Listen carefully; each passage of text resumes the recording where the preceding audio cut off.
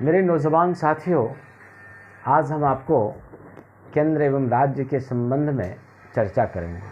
देखिए, लोक कल्याणार्थ हेतु, लोक कल्याणार्थ हेतु, लोक कल्याणार्थ हेतु बी नारायण सर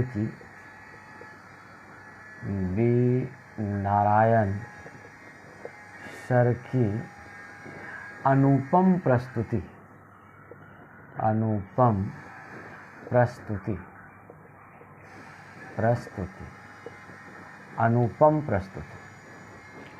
आज का टॉपिक केंद्र राज्य संबंध। केंद्र राज्य संबंध, रिलेशन बिटवीन सेंटर एंड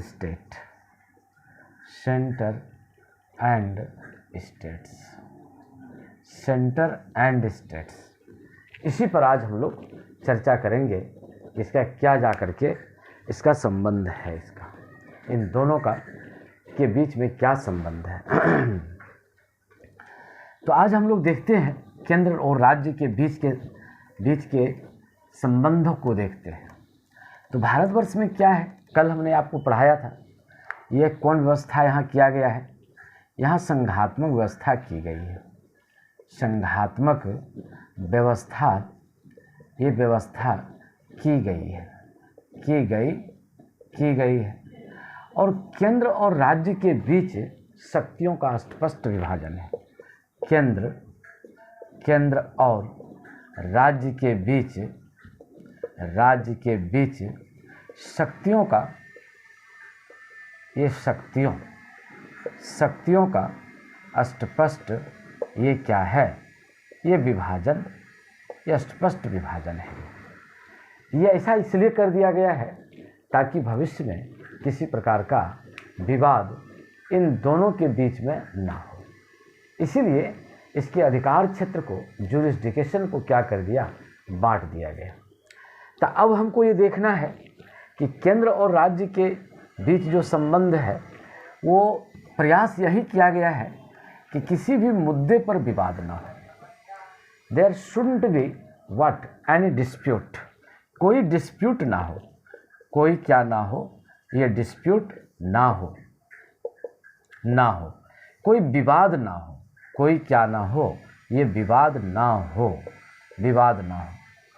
तो इसीलिए दोनों के अधिकारों का ये क्या कर दिया गया है, चर्चा कर दिया गया है, उसको बांट दिया गया है और बिल्कुल लिखित है, संविधान के तहत है, अकॉर्डिंग टू कॉन्स्टिट्यूशन। इसमें हमको देखना है, आज जो हम लोग देखेंगे, बस एक ही चीज़ हम लोग आज देखेंगे, केंद्र और राज्य के बीच, केंद्र और राज्य के बीच क्या देखेंगे, विधायी संबंध, यही देखेंगे, ये विधायी संबंध। केंद्र और राज्य के बीच हम लोग क्या देखेंगे, ये विधायी संबंध को हम लोग देखेंगे। तो ये जो वर्णन जो किया गया है, ये संबंध, केंद्र और राज्य का संबंध जो किया गया है, वो संविधान के भाग, ये संविधान के भाग, ये कितना में वर्णन है, ये 11 में है, ये 11 में है। और अनुच्छेद कहाँ से कहाँ तक दिया गया है, तो अनुच्छेद दिया गया है 245 से लेकर 255 तक। इसका क्या कर दिया गया है, इसको डिस्क्राइब किया गया है, मेंशन किया गया है। तो आज हम लोग इसी पर चर्चा करेंगे कि ये जो लेजिस्लेशन है, ये जो लेजिस्लेटिव रिलेशन है, ये कैसा है। यही विधायी संबंध के बारे में आज हम लोग चर्चा करते हैं। तो जो इसके संबंध में जब हम लोग चर्चा करते हैं, तो हम लोग देखते हैं कि संविधान के 7वीं अनुसूची में, ये संविधान के 7वीं अनुसूची में, संविधान के 7वीं अनुसूची में, 7वीं अनुसूची में, ये 7वीं अनुसूची में ये क्या कर दिया गया है, सूची का वर्णन किया गया है। सूची, लिस्ट, ये किसका वर्णन किया है, सूची का। ये यहाँ पर ये वर्णन किया गया है, ये वर्णन किया गया, ये सूची का वर्णन किया गया है। ये लिस्ट का यहाँ पर क्या कर दिया गया, ये वर्णन कर दिया गया। और जो लिस्ट का जो वर्णन किया गया है उसको 3 भागों में बांट दिया गया है। तो जो 7वीं अनुसूची में ये जो लिस्ट का जो वर्णन किया गया है वो 3 भागों में बांट दिया गया। ये लिस्ट, ये क्या है भाई, ये है लिस्ट, यही है सूची, ये है सूची। और इसको क्या कर दिया, 3 भागों में बांट दिया गया। ये क्या बांट दिया गया, केंद्र सूची, ये है केंद्र सूची। सेंट्रल लिस्ट, ये क्या है, सेंट्रल लिस्ट। ये है राज्य सूची, ये है राज्य सूची। ये है स्टेट लिस्ट, ये है स्टेट लिस्ट, ये स्टेट लिस्ट। और तीसरा क्या है, समवर्ती सूची है। समवर्ती, ये है समवर्ती, ये समवर्ती सूची। इसको हम लोग कहते हैं कनकरेंट, ये है लिस्ट, ये कनकरेंट लिस्ट। इसको बांट दिया गया। और ये और इसके अलावे एक है, वो है अवशिष्ट शक्तियाँ। वो अवशिष्ट शक्तियाँ हैं। अवशिष्ट ये क्या हैं, ये अवशिष्ट शक्तियाँ हैं, रेसिड्यूरी पावर्स है। ये क्या है, रेसिड्यूरी, ये है पावर्स, ये है रेसिड्यूरी पावर्स है। ये तो ये इस प्रकार से केंद्र सूची, राज्य सूची और समवर्ती सूची के अंतर्गत इसको क्या कर दिया गया, ये बांट दिया गया।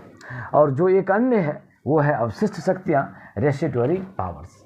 तो आज हमको देखना है, अब इसी को हम लोग धीरे धीरे देखेंगे कि ये केंद्र सूची में क्या है, ये केंद्र सूची में क्या बात रखा गया है भाई।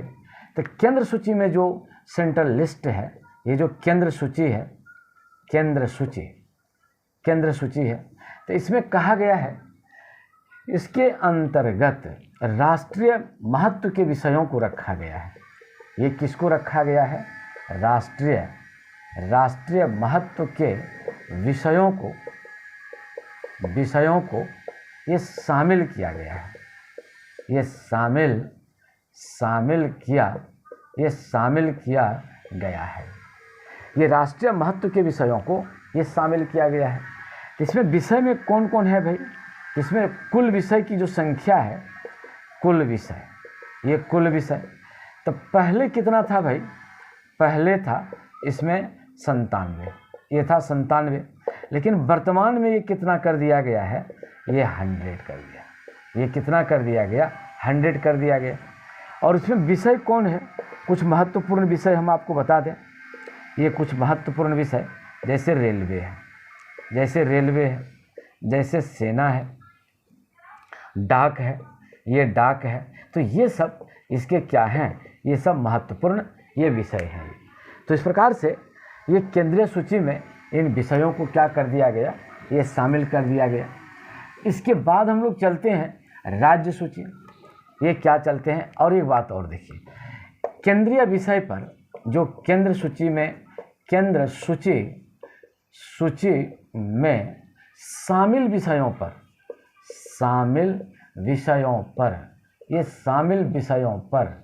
केंद्र सरकार ही कानून बना सकती है।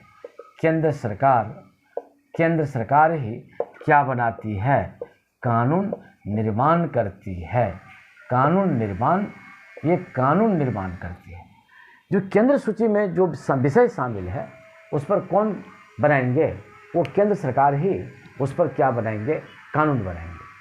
और दूसरा कोई कानून उस पर नहीं बना सकता है। तो ये बड़ा महत्वपूर्ण बात है। अब हम लोग चलते हैं राज्य सूची में, राज्य सूची में। ये राज्य सूची में चलते हैं। अब दूसरा में हम लोग चलते हैं ये राज्य सूची में, ये है राज्य सूची। ये राज्य सूची में जब चलते हैं इसमें क्या है भाई, इसमें क्या कहा गया है, ये जो राज्य सूची में दिया गया है स्टेट लिस्ट, ये क्या है भाई, ये है स्टेट, ये लिस्ट।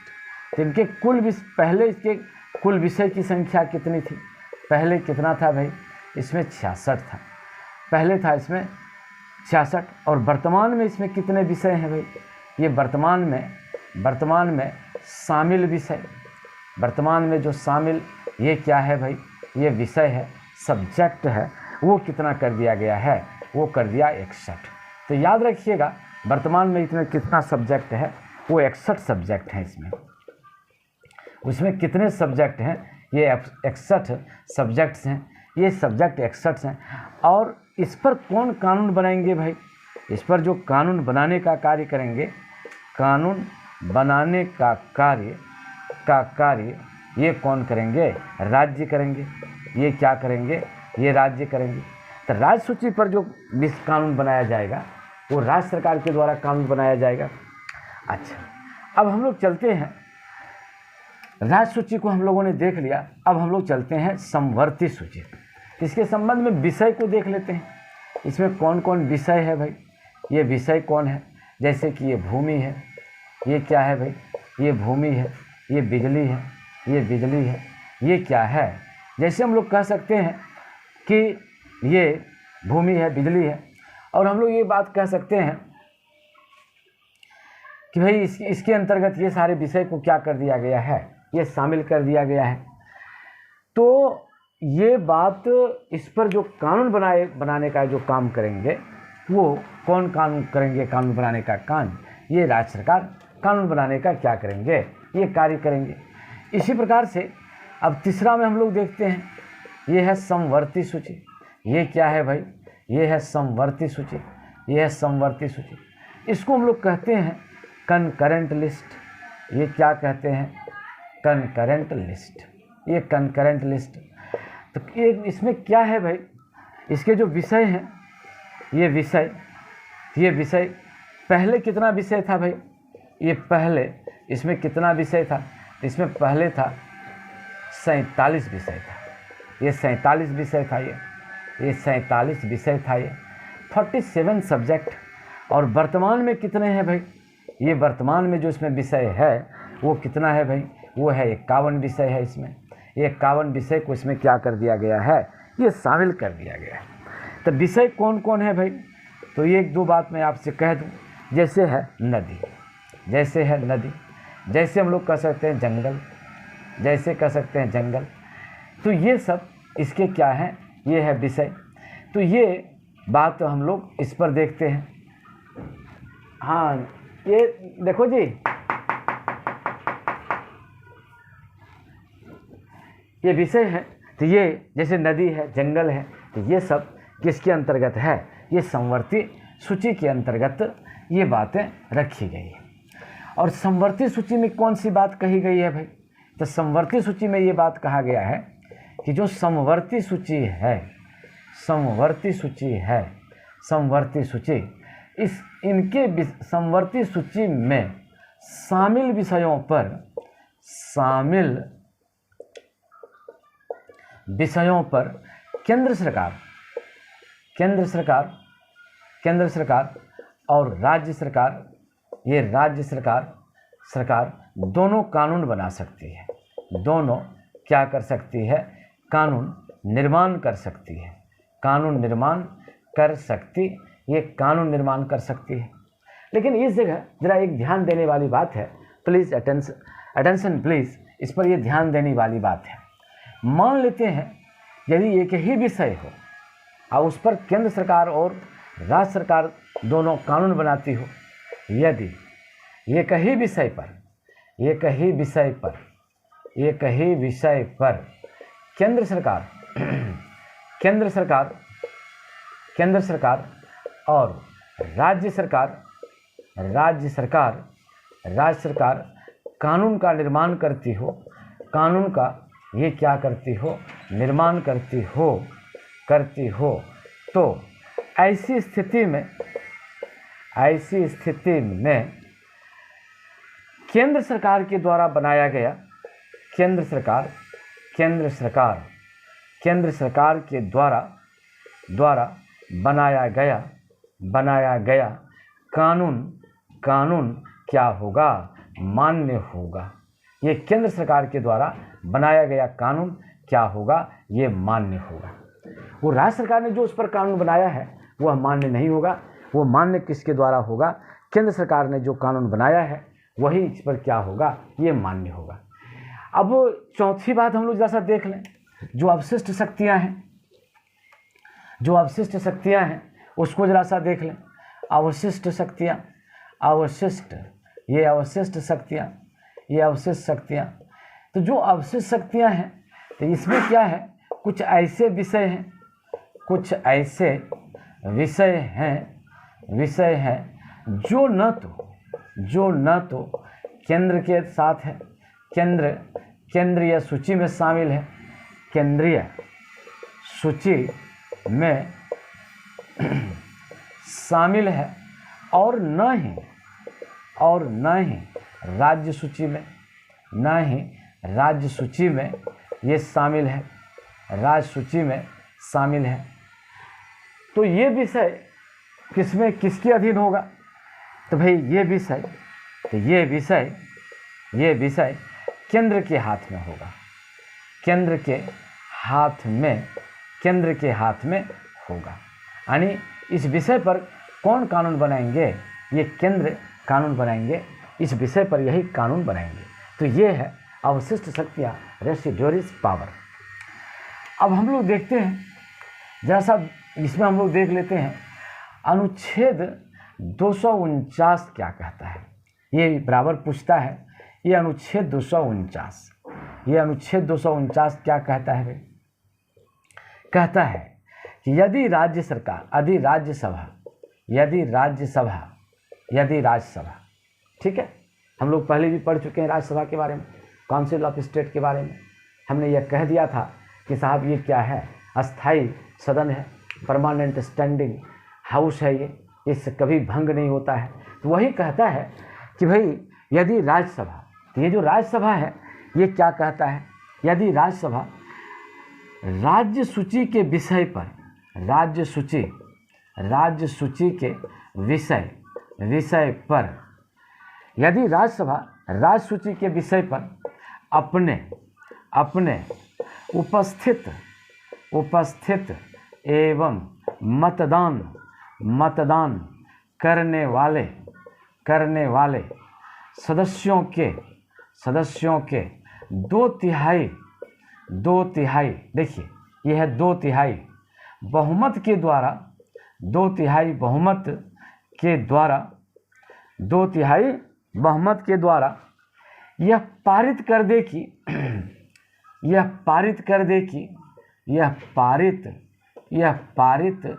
करे कि अमुक विषय राष्ट्रीय महत्व का है, राष्ट्रीय महत्व का है, तो उस पर क्या होगा भाई, कानून कौन बनाएंगे? तो उस पर संसद को कानून बनाने का क्या हो जाएगा, अधिकार हो जाएगा। यह पारित करे कि अमुक विषय राष्ट्रीय महत्व का है, तो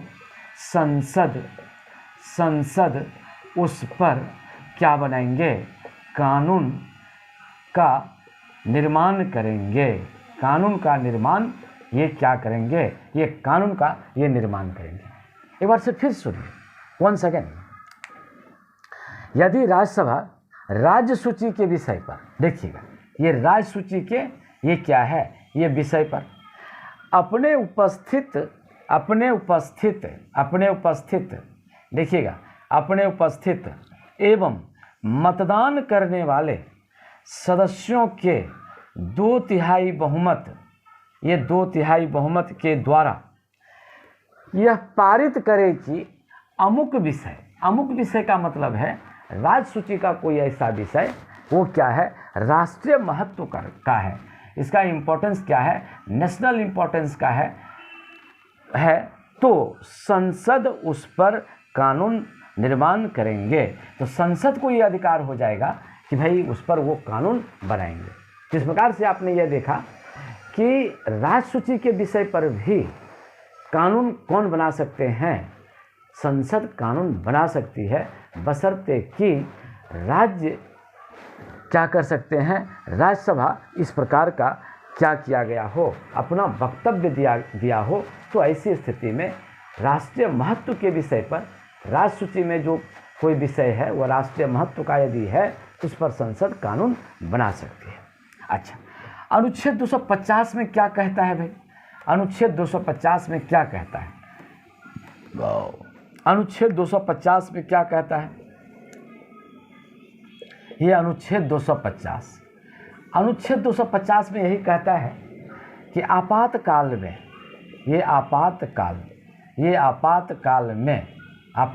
में राज्य की विधायी शक्ति, ये जो राज्य की जो विधायी शक्ति है, राज्य की ये क्या है भाई? विधायी शक्ति पर किसका अधिकार हो जाता है? ये केंद्र का ये क्या हो जाता है? ये अधिकार हो जाता है, ये केंद्र का अधिकार हो जाता है। यानी आपातकाल में ये किस पर? विधायी शक्ति पर किसका अधिकार हो जाएगा? ये केंद्र का अधिकार हो जाएगा। यानी जो विधायी नियम है या कानून है जो बनाने का अधिकार है वो कौन बनाएंगे? वो इस पर कौन बनाएंगे? केंद्र सरकार बनाएंगे। ये भाई कौन आर्टिकल के तहत बनाएंगे? अनुच्छेद 250 के तहत ये बनाएंगे। इसी प्रकार से हम लोग यहाँ देखते हैं भाई, ये 252 के अंतर्गत हम लोग देख लेते हैं। ये 252 के अंतर्गत देखते हैं, आर्टिकल 252 के अंतर्गत देखते हैं। आर्टिकल 252 इसमें कहता है यदि दो या दो से अधिक विधानमंडल या दो से अधिक विधानमंडल संसद राज्य सूची के विषय पर राज्य सूची के विषय पर संसद से कानून बनाने का आग्रह करे तो ऐसी स्थिति में संसद राज्य सूची के विषय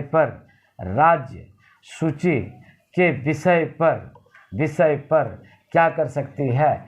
कानून बना सकती है। कानून ये क्या कर सकती है? कानून बना सकती है। तो इस प्रकार से इसका क्या दिया गया है? विधायी शक्ति है। और हमने पिछले क्लास में हम आपको बता दिए थे कि केंद्र कैसे राज्य को क्या करती है? नियंत्रित करती है। ये बात हमने आपको पहले भी सुनाया था। तो देखिए केंद्र कैसे करता है, बस उसको एक बार हम केवल दोहरा देते हैं। केंद्र के द्वारा राज्य को नियंत्रित करने के लिए शक्तियाँ, राज्य को नियंत्रित केंद्र के द्वारा राज्य को नियंत्रित करने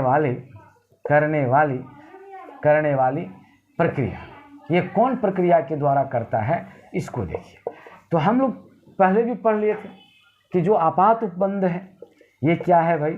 आपात उपबंध कल भी हम लोग पढ़े हैं, ये आपात उपबंध है। तो आपात उपबंध में क्या है भाई?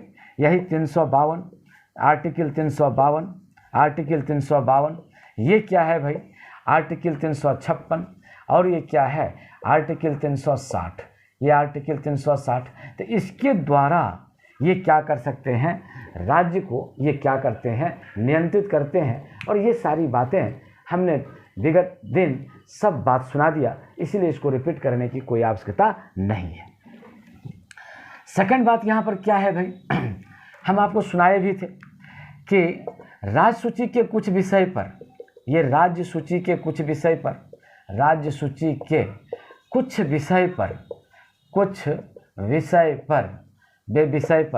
केंद्र की सहमति के बिना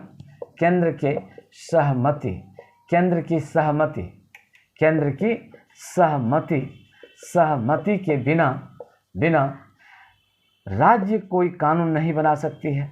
राज्य कोई कानून नहीं बना सकती है, कोई कानून नहीं बना सकती है। तो यहाँ भी ये केंद्र क्या कंट्रोल कर रहा है? कानून के द्वारा राज्य को कंट्रोल कर रहा है। अच्छा, तीसरी बात कि कुछ ऐसे विषय हैं राज्यपाल क्या कर सकते हैं भाई? राज्यपाल कुछ विधेयक को किसके लिए? राष्ट्रपति के लिए।